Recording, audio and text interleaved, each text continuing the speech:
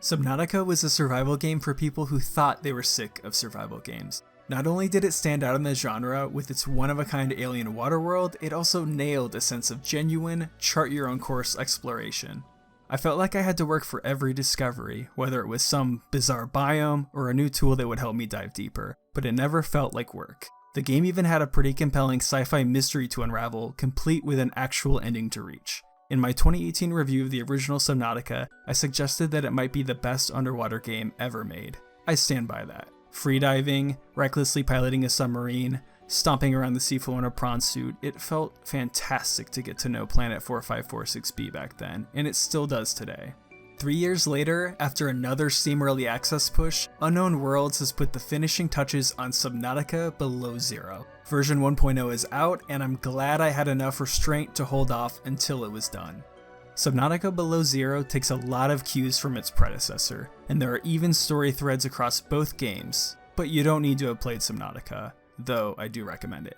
You can think of this full game as a complementary yet standalone experience. It's sort of like a condensed, refined, and more character-driven take on the original Subnautica, set in a frigid corner of the same planet. The events of this spacefaring story are once again set in motion with a crash landing, but this time it was intentional. Sort of. You play as Robin, a xenologist who sneaks onto planet 4546b to learn the truth about her sister Sam, only to find out that this isn't just some oceanic planet with freaky little cute penguins roaming around. Ancient aliens, a nigh unstoppable disease, and a power-hungry corporation all fit into the bigger picture. Before her accident, Sam had been working in an icy region known as Sector Zero. Was her death really negligence? That's the official line from Altera, anyway. Compared to the first game, the story in Subnautica Below Zero has less of a lone survivor feeling, although you won't meet many characters face to face. There are definitely still lengthy periods where you'll soak up some chilled out music and wildlife noises rather than have full-on conversations or listen to audio logs. That said, Robin speaks her mind. She isn't a silent protagonist. That sounds like a distress call. I thought the quiet adventure approach worked well enough last time given the way Subnautica's narrative slowly came into focus, piece by scanning ruins and artifacts. But for Below Zero's more immediate and personally motivated story, there had to be that back and forth. Robin takes everything in stride, and while she's determined as hell, she mostly keeps it light. The voice acting is a step up in general, to the point where I didn't want to skip any of the audio recordings I found out in the world. I particularly liked Robin's banter with an entity known as Alan during the back half. No spoilers. I'll say this much. I felt enough of a push to want answers about Sam's fate, and I had enough of a drive to collect every scattered resource needed for Alan's questline, which culminates in a fitting ending. Mechanically, Below Zero is very similar to Subnautica, something I'm totally cool with. Limited oxygen and intense pressure still heavily factor into your ability to not only explore the wider region, but leave the safety of your life pod, as do all the tools and playthings you'll gradually unlock. It's such a fun loop. Compared to other survival games that can get bogged down with boring resource fetching, I've always appreciated the way the Subnautica series makes these chores feel entertaining and, if you know where to look, fairly quick. There's a logic and consistency to this ecological world. A big part of these games is learning your surroundings solely from memory. In other words, once again, there's no map. That might sound obtuse, but in practice, it's pretty rewarding. The sooner you can figure out where each biome is and what makes it distinct, the sooner you can establish a more permanent pad and craft vehicles for longer expeditions. Below Zero reuses many key items like the scanner, repair tool, and habitat builder, and it also adds a few new items like the Thumper, a device that will immediately make sense to Dune fans. In terms of pure helpfulness, the handheld mineral detector is a godsend when you know you're in the right area for a resource but you can't quite spot it. I also adore the air bladder, a sort of oh shit I'm about to drown emergency option. It launches you directly to the surface. The tool eventually gets phased out once you have a large enough oxygen tank in a submersible sea truck, but early on I used it every chance I got. Above all, Below Zero nails the incredible, otherworldly landscape and creature designs that made the first Subnautica such a treasure.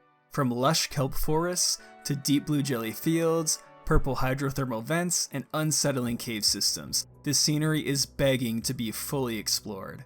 The wow factor never lets up either. Even as someone who went hard on the last game, I was consistently caught off guard. The majority of Below Zero takes place underwater, so it makes sense that there would be a remixed vibe to your toolkit, as well as some omissions like the hulking Cyclops submarine. Generally speaking, this game is much more compact, with little to no wasted space, and it's also a bit less scary. If the horrors of Subnautica freaked you out a little too much, you might have a smoother time navigating these waters. There's one Too Deep for Comfort dive that's equivalent to the Lost River and Lava Lakes trek, but it's not nearly as high stakes or paranoia inducing.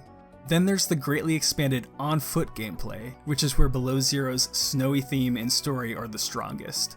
As much as I dig the wintry ambiance, the ice-covered areas are cooler to look at than they are to play. I kept trying to foolishly rush through them, which only got me more turned around. My advice for the snowy areas is to take your time, to truly understand their winding layouts, and, if nothing else, leave some well-placed beacons so you can find your way back to the ocean.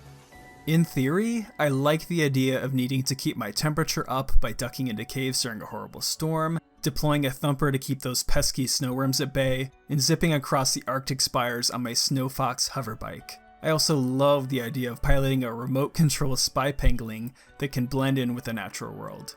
The drones can squeeze into tunnels to grab resources, and even bravely snatch a handful of snow stalker fur. These land-based zones should be high points, but instead, they fall short. When it comes down to it, there's no topping the freedom of underwater movement with the Sea Glide, the Sea Truck, or even the Prawn Suit once you've gotten the jump jet and grappling arms. By comparison, the Snow Fox looks neat, it just doesn't feel as effortless to pilot. I stuck with it to see Sam's story through to the end though. In an otherwise excellent game, some of these out-of-water snow areas really stand out. So much of Subnautica Below Zero is excellent though. If you enjoyed Subnautica, you've got to play this too. It's beautiful. And if you tried the first game, but you couldn't handle those scary ocean vibes, you might fare a bit better this time. In the end, this game was 15 hours mostly well spent. And now that I'm done with the story, I can concentrate on styling my main base and building a few zany outposts in precarious places. Even if there are a lot of shared elements between the two games and the ground-based traversal isn't everything it's cracked up to be, Below Zero's greater focus on character-driven storytelling lands well.